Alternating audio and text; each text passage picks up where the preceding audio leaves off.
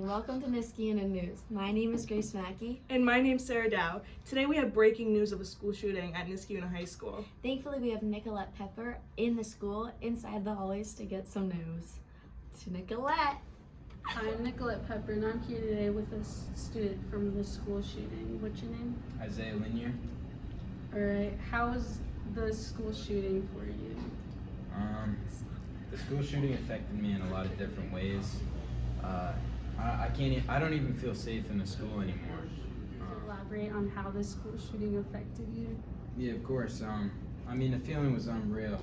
I've never experienced anything like that, and now I have to attend therapy, and I can't even run track because the sound of the gunshot when starting the race, it just really brings me back. A big thank you to Isaiah for giving us an inside look on the tragic event that happened last Wednesday. Nicolette is now with another student. Hi guys, I'm back with another student. Noble Rodriguez. Noble, what were the safety precautions your teachers took during the school shooting? At the time of the shooting, I was in culinary.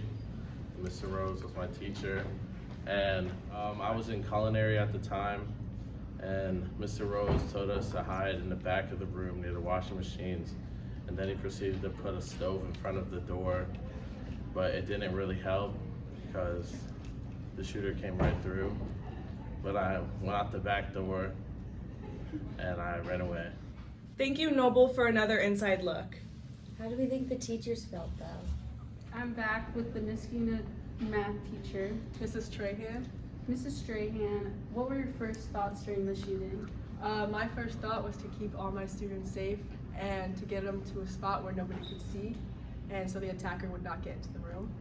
Thank you to everyone who shared. I know it must be hard after this tragic event. Back to Sarah and Grace on politics.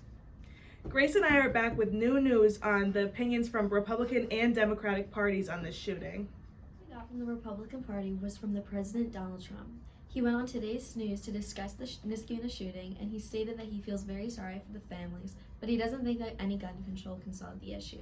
He stated that if any new laws will happen, it will gut and ruin the Second Amendment. What we got from the Democratic Party was from the congressman. He went on the Today's News and stated this: "But I'm here on this floor to beg, to literally get down on my hands and knees and beg my colleagues, find a path forward here. Work with us to find a way to pass laws that make this less likely." Democrats are also doing more than just going on the news and talking.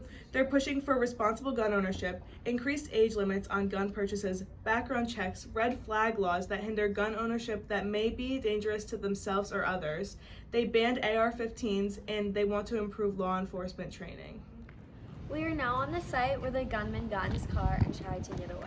Now to Nicolette. Down here is where the suspect was found by the police. Right here is where the suspect sped out of the school. One of the police officers saw the suspect put his gun into the trunk of his car. So the police officer followed him down the road. The suspect claimed that the police officer did not have the right to search his car. However, the police officer stated that since he caught a glimpse of the suspect with the gun, he was allowed to search his car. In this case, the police had the right due to search and seizure.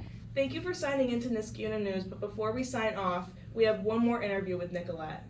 Nicolette was able to get a parent's perspective on how they felt during the school shooting and now how they feel now. We're here with Mrs. Kerr to tell us how she feels about the shooting. It's disgraceful. I am scared to send my kid back to school because how am I supposed to know that they're going to be safe if something like this could happen? It's hard to see my child go through the trauma, and I can't imagine how the other parents feel if they've lost a kid. A phone call that something has happened at school is something that no parent should ever have to go through, and it's just heart-wrenching. Did you ever expect this to happen in this town? You know, it's one of those things that you always hear about and you always say it could never happen to you, but now here we are, and it's happened. Thank you, Mrs. Kerr, for sharing a whole parent's perspective on this issue. Thank you again for joining today's Niskayuna News. Tune in for Monday for new updates. All of our thoughts go out to the families that are struggling right now. Stop. School. Shooting.